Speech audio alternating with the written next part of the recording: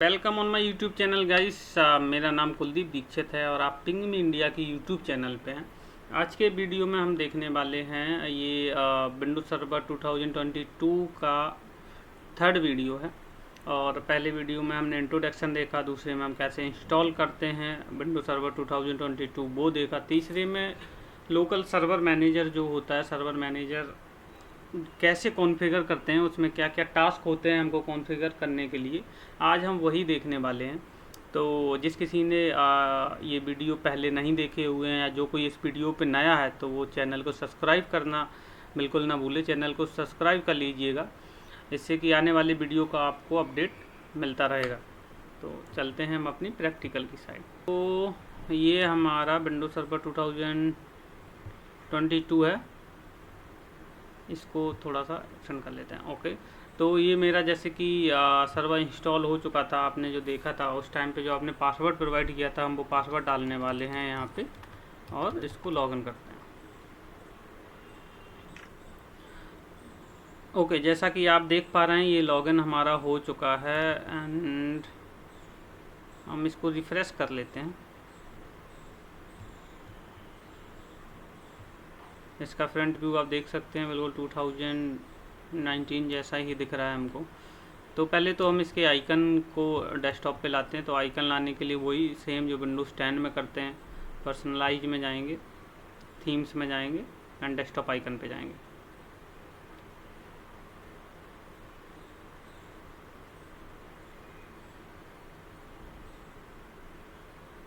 थोड़ा सा स्लो चल रहा है, कोई बात नहीं, सारे प्रैक्टिकल ही हो ही जाएंगे।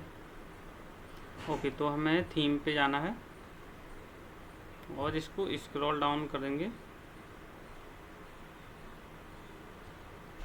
तो icon, desktop icon, settings, computers, control panel, network, user file हमको चाहिए नहीं। ओके करते हैं।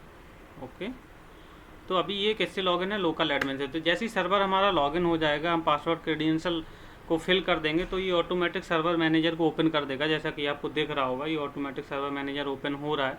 अगर ये सर्वर मैनेजर हमारा लोकल सर्वर मैनेजर ओपन हो गया, अगर नहीं होता है ओपन इन केस, तो आप डायरेक्ट विंडोज़ के टैब को क्लिक करेंगे और यहाँ पे सर्वर मैनेजर आपको शो हो रहा होगा, विंडोज़ पावर सेल। तो हमें सर्वर मैनेजर पे लॉन्च करना है। तो ये हमारा सर्वर मैनेजर खुल चुका है। ये हमारे रोल्स का ये आइकन दिखा रहा है, ये डैशबोर्ड है हमारे सर्वर मैनेजर का। यहाँ से रोल इंस्टॉल कर सकते हैं, रिमूव कर सकते हैं, क्रिएट ग्रुप बना सकते हैं। तो ये हमारा बाद का आने वाला वीडियो है, अभी हम केवल लोकल सर्वर को कॉन्फ़िगर करेंगे। तो ये हम चलते हैं लोकल सर्वर में।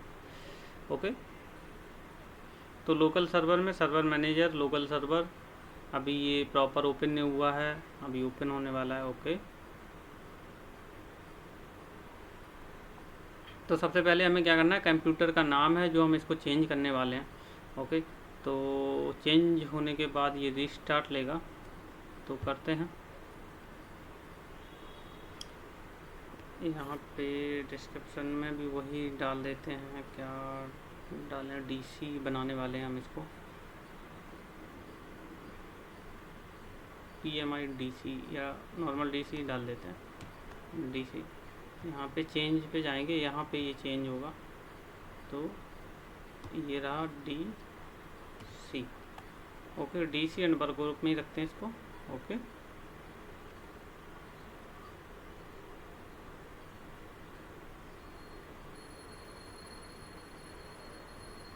ओके, ये रीस्टार्ट के लिए मांग रहा है, लेकिन हम रीस्टार्ट करेंगे नहीं इसको। ओके, तो अप्लाई रीस्टार्ट लेटर पे लगा देते हैं, फिर बाद में रीस्टार्ट करके देख सकते हैं।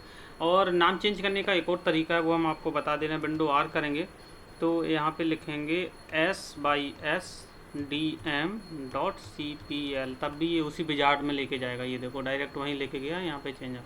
तो हम कहीं से भी नाम चेंज इसका कर सकते हैं। ओके, तो पहले फायरवॉल को ऑफ़ करेंगे। तो ये फायरवॉल ऑफ़ करने का टैब है, तो फायरवॉल को भी ऑफ़ ही कर लेते हैं। सारा ऐसे ही कॉन्फ़िगर होता है वैसे ही, कि हमें फायरवॉल ऑफ़ करना है। बाकी का ये डोमेन नेटवर्क पे है तो ऑन है, हम इसको ऑफ़ कर देते हैं। हम बैक जाएंगे, private net, okay, domain turn on कर सकते हैं प्राइवेट नेटवर्क पे, प्राइवेट नेट नेटवर्क, अभी ये फायरवॉल अगर हम ऑफ़ कर लेंगे ना तो आगे नेटवर्क में जब हम कम्युनिकेट करेंगे, कोई फाइल को ट्रांसफ़र करेंगे तो या कोई किसी चीज़ को पिंग करेंगे तो उसमें ये प्रॉब्लम क्रिएट नहीं करेगा। हम इसलिए बेसिकली इसको सब कुछ पहले से ही सेट करके चल रहे हैं कि आगे के आने वाले वीडियो में कोई ऐसा आपको प्रॉब्लम क्रिएट ना हो, तो इसलिए हम ये सब पहले से अपनी सेटिंग करने वाले हैं। ओके, तो हमारा फायरवॉल ऑफ हो गया है। फायरवॉल ऑफ होने के बाद हम इसको कैंसिल करते हैं। यहाँ पे देखो firewall of, remote management enable, remote desktop enable कर लेते हैं, फिर ये डायरेक्ट अपनी विंडोज़ पे चलाएंगे। Allow and okay, select user, user क्या अभी इसको डोमेन में जाएगा तो इसको एवरीवन लगा देते हैं। एवरीवन पे सेलेक्ट करेंगे, EVRY एवरी, EVRY पे आएगा क्या, आ गया। ओके, तो एवरीवन ओके अप्लाई, जो मतलब इस नेटवर्क से कम्युनिकेट कर रहा होगा उसी से करने वाले हैं हम। तो ये हो गया रिमोट डेस्कटॉप और इनेबल हो गया, इनेबल डिसेबल दिख रहा है, अलाउ ओके। अभी ईथरनेट आईपी सेट कर लेते हैं, हमने आईपी डाला नहीं है अभी अपने सर्वर पे। आईपी भी ऐड करने के दो तरीके हैं, आपको तो पता ही होगा, ncpa.cpl से भी कर सकते हैं कमांड चला के, और डायरेक्ट यहाँ से भी कर सकते हैं। ओके, तो हम पहले यहीं से करने वाले हैं। ईथरनेट 0 पे हम आईपी अपना IPv4 पे जाएंगे, प्रॉपर्टीज़ पे जाएंगे एंड यहाँ पे हम आईपी डालने वाले हैं 10.0.0.9। ओके, 255.255.0 और इस पे डालने वाले हैं 10.0.0.1। ये हमारा गेटवे है और DNS सर्वर भी हम इसी को बनाएंगे, तो हम इस पे DNS भी वही डाल लेते हैं 10.0.0.9, क्योंकि हम DNS भी यही बनाने वाले हैं। अल्टरनेट पे कुछ भी डालो, 8.8.8.8 डालो। ओके, ये हमारी रिक्वायरमेंट फिल हो चुकी है एंड क्लोज। तो हमारा आईपी भी आ चुका है, आइडेंटिफाई हो रहा है, यहाँ पे भी शो हो जाएगा आपको।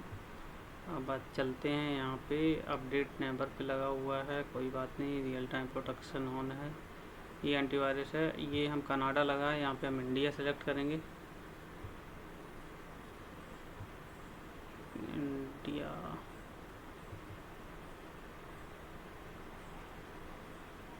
New Delhi, okay then okay, ठीक है। ये अभी सब ऑफ दिख रहा है, इनेबल देखो, रिमोट डेस्कटॉप इनेबल हो गया है। अभी यहाँ पे आईपी शो नहीं हो रहा, तो अभी हम क्या करते हैं, फाइनली अब हमारा टर्न है कि हम सर्वर को रीस्टार्ट करेंगे।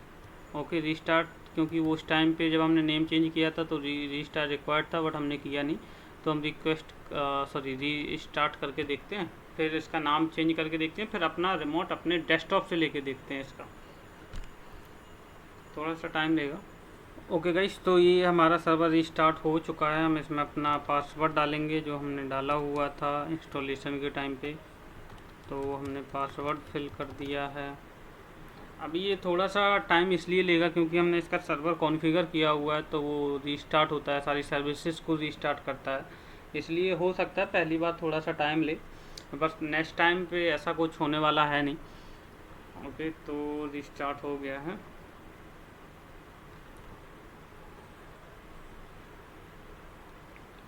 ओके, अभी ऑटोमेटिक सर्वर मैनेजर ओपन हो जाएगा। इसका मैनुअली भी कर ही सकते हैं, तो हम मैनुअली कर लेते हैं। पहले तो मैनुअली पे जाएंगे, विंडोज,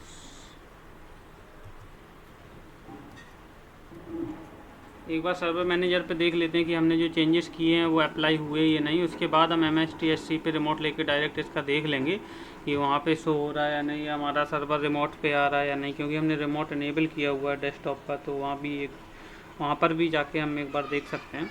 तो सर्वर मैनेजर ओपन हो रहा है, ओपन होते ही पहले हम अपना सारा वेरीफाई कर लेते हैं कि हमने जो सर्वर का नाम रखा है वो एकदम करेक्ट है, शो हो रहा है या नहीं हो रहा है, और जो हमने IP डाला हुआ है वो IP शो हो रहा है या नहीं। ओके, तो ये सर्वर मैनेजर आ गया। अभी हमें लोकल सर्वर पे चलना है, लोकल सर्वर पे चलेंगे। Local local local local local नाम तो आ गया, देखो यहाँ पे DC लिख के आ रहा है।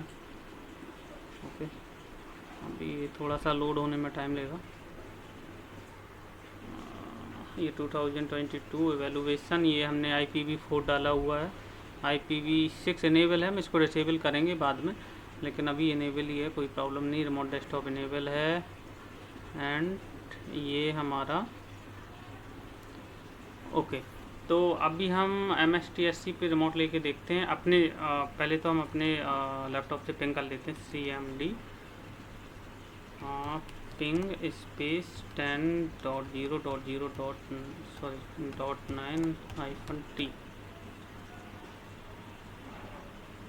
ओके, तो पिंग आ रहा है ना, पिंग प्रॉपर आ रहा है। अब हम चलेंगे MSTSC, IP डालेंगे 9 and connect. Okay, ./ADMINISTRATOR password जो आपने सर्वर का डाला हुआ वही पासवर्ड इसमें लगने वाला है। डॉट// ज़रूर आपको लगाना है जब भी आप सर्वर का कंसोल लें। तो ये हमारा रिमोट पे आ गया है। अब वहाँ से ये लॉग आउट हो गया होगा, क्योंकि जब हम MSTSC लेते हैं तो वन टाइम वन स्क्रीन ही चलता है। अभी यहाँ पे थोड़ा सा टाइम लेगा, फर्स्ट टाइम हम इसका रिमोट ले रहे हैं अपने डेस्कटॉप पे, तो इस वजह से टाइम ले सकता है। ओके, अभी ये प्रॉपर आपको प्रॉपर स्क्रीन में दिख रहा होगा। मेरा कंसर्न केवल यही था इसका रिमोट इनेबल करने का। ओके, अभी हम नेक्स्ट देखने वाले हैं NIC टीमिंग। NIC टीमिंग का एक नया वीडियो बनने वाला है। NIC टीमिंग होती क्या है, हम क्यों करते हैं, क्यों ये रिक्वायर्ड होती है कंपनी में, और कैसे हम इसको कॉन्फ़िगर करने वाले हैं। तो नेक्स्ट वीडियो इसी के ऊपर आने वाला है। तो आज के वीडियो में बस इतना ही। मिलते हैं नेक्स्ट वीडियो में। अब आप अगर इस वीडियो पे नए हैं, आप इस वीडियो को पहली बार देख रहे हैं, तो चैनल को सब्सक्राइब कर लीजिएगा। चैनल को सब्सक्राइब करते ही आपके पास न्यू वीडियोस के अपडेट्स आएगा, नोटिफिकेशन आएगा। तो चैनल को सब्सक्राइब करना बिल्कुल ना भूलें। Thank you so much for watching my this video.